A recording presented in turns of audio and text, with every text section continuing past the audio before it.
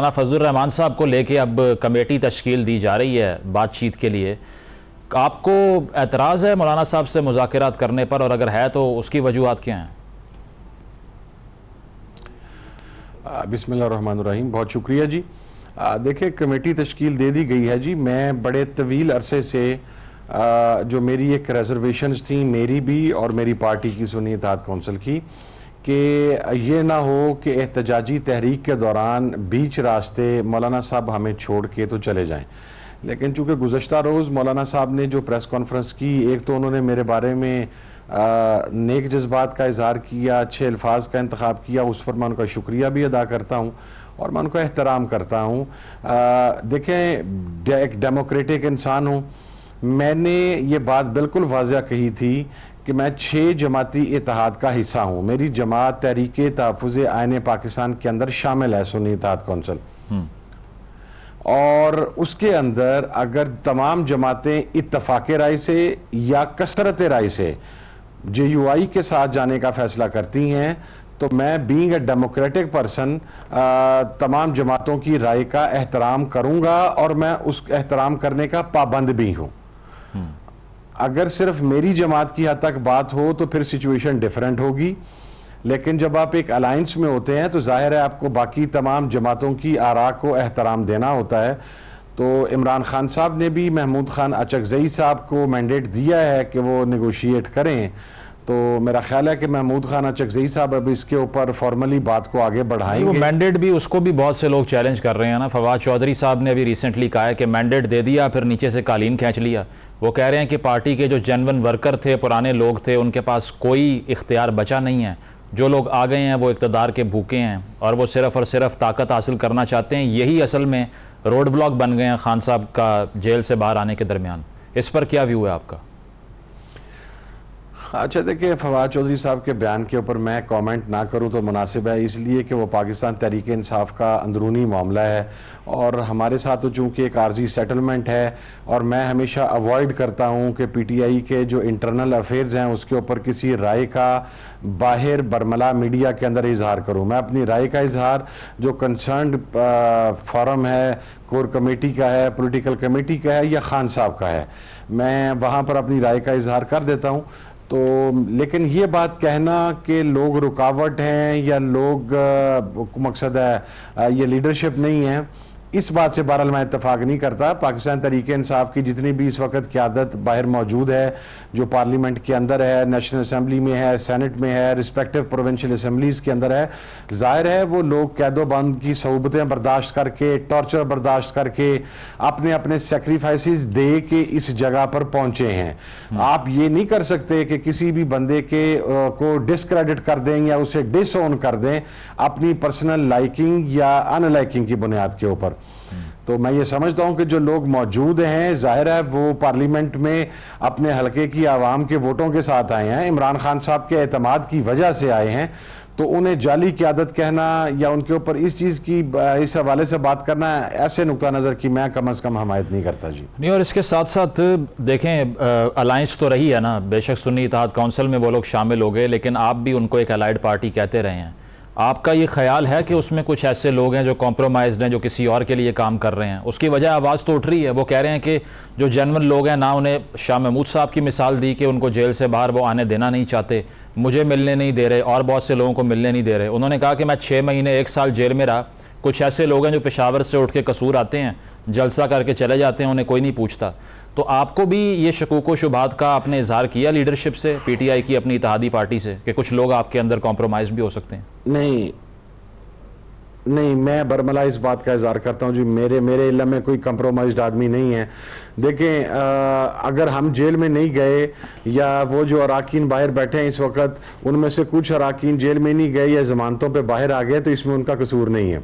मसलन मैं आपको अपनी एग्जांपल कोट करता हूँ कि खान साहब ने गिरफ्तार होने से 1 रोज़ पहले मेरी उनके साथ मुलाकात हुई थी। मैं सिब्बी के पहाड़ों से उतर कर आया था, तो मुझे स्पेशली बुलवाया गया था और खान साहब ने मुझे कैटेगराइज करके ये कहा था कि हामिद रजा, तुमने किसी सूरत के अंदर गिरफ्तार नहीं होना। चूंकि मैंने खान साहब से ये कहा था कि खान साहब मुझे आप गिरफ्तारी दे लेने दें, मेरे घर पर पुलिस है, मेरी पूरी फैमिली, मेरी पूरी पार्टी वर्कर्स तमाम बहुत बुरे तरीके से सेक्रीफाइसेस दे रहे हैं, मैं गिरफ्तार होऊंगा तो कम से कम उनके ऊपर नरमी आ जाएगी।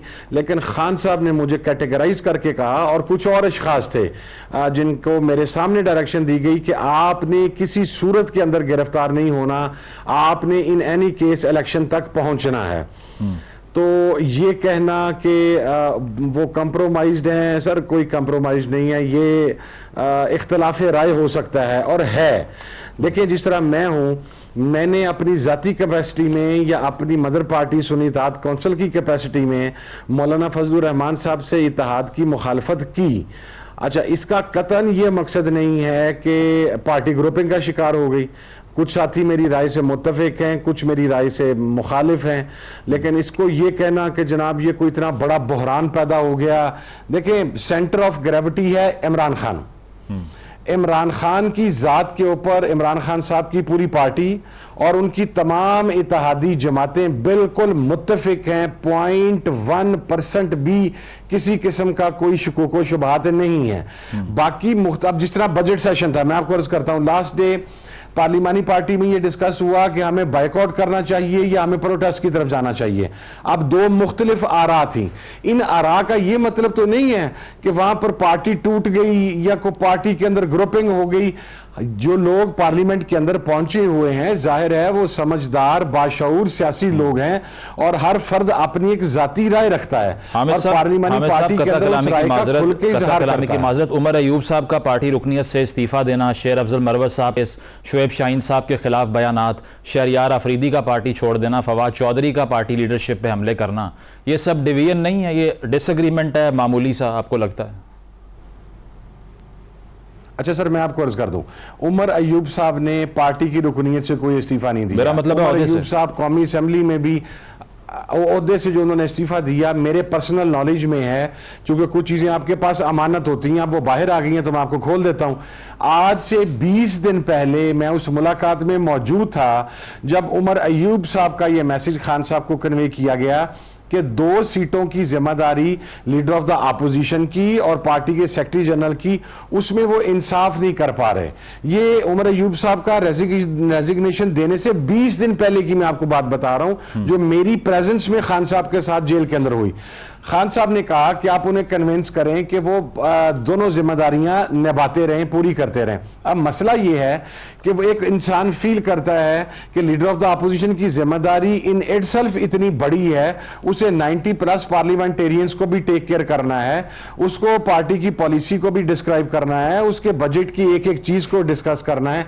वो ये समझते थे कि मैं पार्टी की तंजीम को टाइम नहीं दे पा रहा, तो उनका रेजिग्नेशन खान साहब के पास पहुंचाया गया। अच्छा, उसके ऊपर अगर इख्तिलाफ राय होता, पार्लिमानी पार्टी ने यूनानिमसली उमर अयूब साहब का इस्तीफा रिजेक्ट किया है। और कल गौहर खान साहब, अभी इस वक्त कोर कमेटी की मीटिंग चल रही है, मैं कोर कमेटी की मीटिंग से उठ के आपके प्रोग्राम में बैठा हूं। अच्छा। कल गौहर खान साहब इमरान खान साहब से रिक्वेस्ट करेंगे कि पार्लिमानी पार्टी की यूनानिमस करारदाद है कि उमर अयूब साहब का इस्तीफा कबूल ना किया जाए मौजूदा हालात के अंदर। तो अगर कोई इख्तिलाफी राय होता तो आ जाता। आमिर साहब, ये वक्त कम है, ये बताइएगा कि अब इलेक्शन कमीशन ने जो आज समात हुई है स्पेशल सीट्स के हवाले से, उनके जो वकील हैं वो कह रहे हैं कि आपके तमाम दस्तावेजात पिछले दस्तावेजात से मुख्तलिफ होते हैं। ये भी उन्होंने कहा कि आपको दरअसल सुन्नी इत्तेहाद कौंसिल का सर्टिफिकेट देना चाहिए था, आपने पीटीआई का दे दिया, आज़ाद उम्मीदवार भी अपने आप को जाहिर नहीं किया। वो कह रहे हैं गलतियां ही आपने इतनी की हैं, अब इंसाफ कैसे मांग सकते हैं आप? एग्रीड, मैं उनकी बात से अब मेरी बात सुन लीजिएगा। मैं इसीलिए गुज़श्ता 4 हेयरिंग्स पर सुप्रीम कोर्ट में मौजूद हूं कि चीफ जस्टिस साहब मुझे सिर्फ 5 मिनट दे दें। सर 13 तारीख को मैं आपको सम अप कर देता हूं विद इन 2 मिनट्स। मेरा पहला स्टेप है नॉमिनेशन पेपर फाइल होने का। नॉमिनेशन पेपर के ऊपर सुन्नी इत्तेहाद कौंसिल लिखा हुआ है बयान हल्फी के ऊपर, और आगे ब्रैकेट में इत्तेहाद पाकिस्तान तहरीक इंसाफ ये लिखा हुआ है। अच्छा, अब होता यह है कि 13 तारीख चलती है, दोपहर 3 बजे का टाइम है, सुप्रीम कोर्ट के अंदर हेयरिंग चल रही है बल्ले के इंतखाबी निशान के हवाला से। और इसी दौरान हमारे एक और इत्तेहादी आते हैं, वो बल्लेबाज वाले, पीटीआई नजरियाती वाले जी। सारी पार्टियां फैसला करती हैं कि अगर एक निशान लेना है तो इसके निशान पे इलेक्शन लड़ लें। हम नजरियाती का एफिडेविट और टिकट जमा करवाते हैं, उसी वक्त इलेक्शन कमीशन एक नोटिफिकेशन जारी कर देता है कि जिन कैंडिडेट्स के फॉर्म के ऊपर पीटीआई लिखा हुआ है उन्हें किसी और पार्टी का टिकट ना दिया जाए।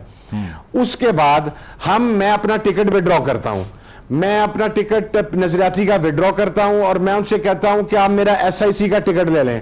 मेरे आरओ साहब फरमाते हैं कि इलेक्शन कमीशन के इस नोटिफिकेशन के बाद मैं आपका एसआईसी का टिकट भी एक्सेप्ट नहीं करूंगा। जब ये सिचुएशन डेवलप होती, और ये ज़हन में रखें कि मैं इस दौरान फैसलाबाद में नहीं हूं, मुझे गिरफ्तार, मैं 9 माह से रोपोश हूं, मुझे गिरफ्तार करने के लिए मेरे आरओ के ऑफिस को पुलिस ने घेरा हुआ है, मेरे 2 वकील अगवा किए जा चुके हैं, मेरे 4 तजवीज और तायद कुनिंदा जबरदस्ती उठाए जा चुके हुए हैं, मेरे 2 वकील बमुश्किल आरओ के कमरे में दाखिल होने में कामयाब हुए हैं। अब वो वहां पर खुद फैसला कर रहे हैं। जब ये सारी सिचुएशन डेवलप होती है तो वो आरओ से कहते हैं कि हम क्या करें।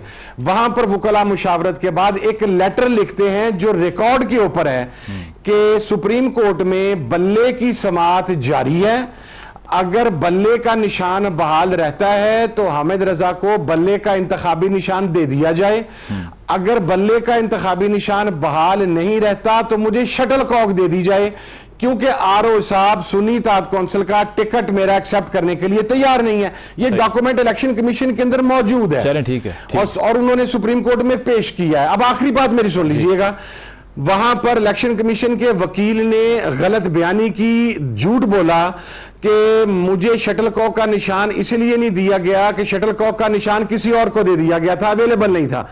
सर, वो डॉक्यूमेंट भी हमने वहां पर प्रोड्यूस किया कि मेरे पूरे पैनल को, मेरे 3 एमपीओ को और मुझे शटलकॉक दिया गया।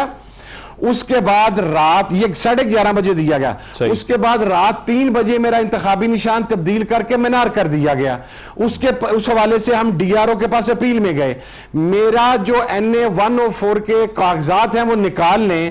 टोटल 29 कैंडिडेट्स ने इलेक्शन वहां से लड़ा है और किसी उम्मीदवार के पास शटलकॉक का निशान नहीं है। इलेक्शन कमीशन के वकील ने 9 मरतबा रिपीटेडली वहां पर झूठ बोला है कि ये निशान अवेलेबल नहीं था। आपको ये लगता है कि उन्होंने गलत बयानी की है तो यकीनन इसका फैसला जो है वो कोर्ट करती है। इलेक्शन कमीशन से उन्होंने ये कहा, मैं अभी आपको एक और बात बता देता हूं, उन्होंने इस लेवल तक झूठ बोला है कि मैंने जब आजाद जीतने के बाद दोबारा एसआईसी को ज्वाइन किया, मैंने अपनी रिक्वेस्ट की अपनी पार्टी को कि मैं ज्वाइन करना चाहता हूं। मेरी पार्टी ने एक लेटर लिखा इलेक्शन कमीशन ऑफ पाकिस्तान को कि हमने इसकी एक्सेप्टेंस कबूल कर ली है और ये सुन्नी इत्तेहाद कौंसिल के अंदर रहेगा। उसके बाद मैंने एक बयानी हल्फे दिया कि I am part of SIC, मैं उसके साथ एफिलिएट रहूंगा। उन्होंने वो पहले दोनों लेटर स्किप कर दिए और वहां पर खड़े होकर कहने लगे ये कैसे हो सकता है, चेयरमैन खुद ही अंदर दाखिल हो जाए, खुद ही अपना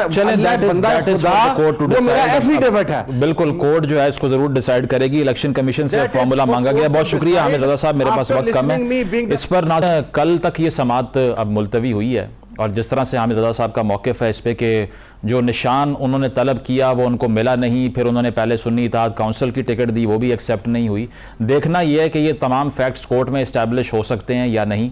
that is the important question. एक ब्रेक लेते हैं, ब्रेक के बाद वापस आएंगे। Stay with us.